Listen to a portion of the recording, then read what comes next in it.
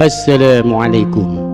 Kamu saat ini sedang terjebak dalam dilema hidupmu. Mulutmu memang bungkam, diam tak bersuara, namun di kepalamu berisik, seperti ada dua koloni lebah sedang berantem.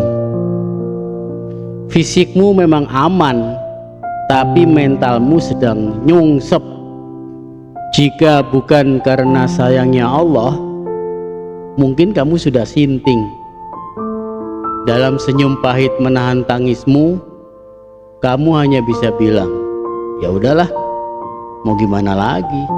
Dunia menuntutmu untuk berdamai dengan keadaan, sedangkan keadaan membunuhmu secara perlahan-lahan. Dalam lelahmu, hatimu berbisik, ya Allah, jangan hukum aku dengan kehilangan lagi, sebab sudah banyak yang hilang dalam hidupku. Jika kamu sanggup menumpahkan air mata dalam kesendirianmu, dan kamu tak ingin seorang pun mengetahuinya, sesungguhnya kamu adalah orang yang tangguh. Kamu adalah orang yang kuat. Tak sembarangan manusia diberikan kesanggupan sepertimu. Kalau dalam dunia persilatan, kamu tergolong pendekar sakti mandraguna. Dalam tangis sunyimu itu, semestinya kamu bilang begini ke Allah, ya Allah, atur saja bagaimana baiknya, namun kuatkan aku dalam proses apapun,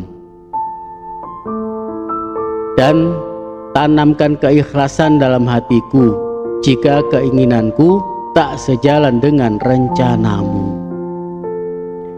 Tanamkan juga dalam dirimu, kalau sekedar dihargai atau tidak, semestinya itu bukan hal yang penting bagimu.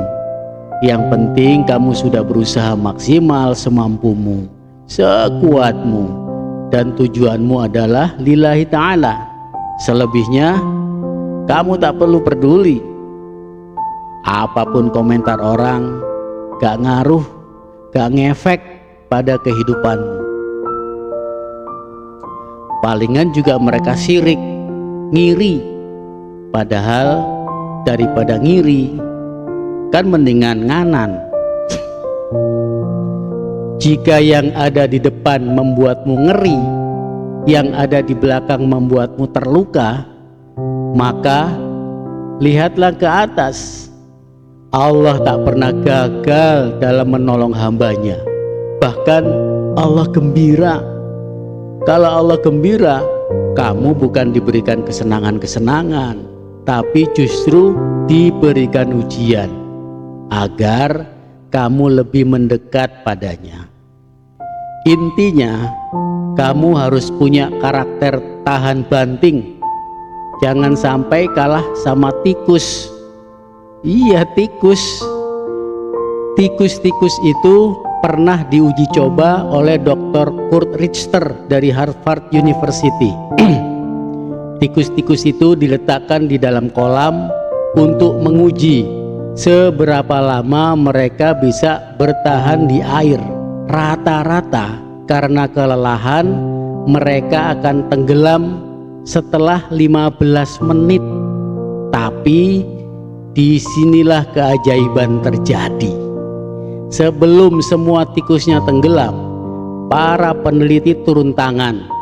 Mereka mengeluarkan tikus-tikus itu dari air, mengeringkan mereka, lalu membiarkan tikus-tikus itu beristirahat selama beberapa menit.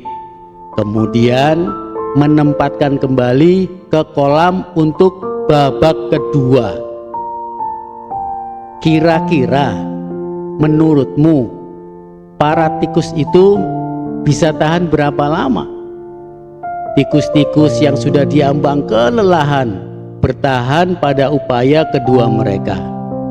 Mungkin kamu menebak paling lama bertahan 15 menit atau palingan juga 10, bahkan mereka hanya bisa bertahan hanya 5 menit karena kelelahan.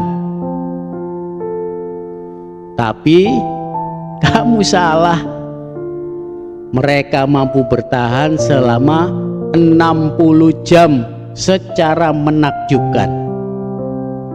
Ya, kamu nggak salah dengar, 60 jam atau kurang lebih 2,5 hari non-stop bertahan berenang.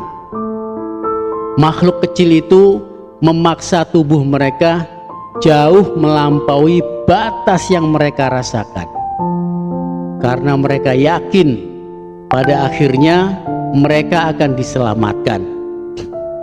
Mereka punya alasan untuk tetap terus berenang. Jika alasan yang kuat sanggup membuat tikus yang kelelahan untuk berenang selama 60 jam, apa alasan yang kuat bagi dirimu untuk berjuang? Kenapa kamu ada di dunia ini? Apa alasanmu?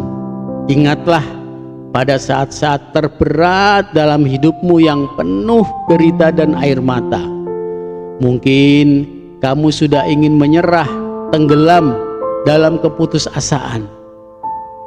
Maka jika begitu, ingatlah kisah tikus yang menginspirasi itu. Yakinkan pada dirimu, pada mimpimu, dan kemampuanmu untuk mengatasi berbagai rintangan. Tak peduli seberapa lelahmu, tetaplah berjuang, jangan menyerah. Tekad dan keyakinan dirimu dapat membawamu pada kebaikan lebih jauh lagi, bahkan lebih jauh dari yang pernah kamu bayangkan. Semoga Allah Subhanahu wa Ta'ala membersamaimu, menguatkan hati dan mentalmu hingga masuk ke dalam surganya. Wallahu a'lam bishawab. Assalamualaikum.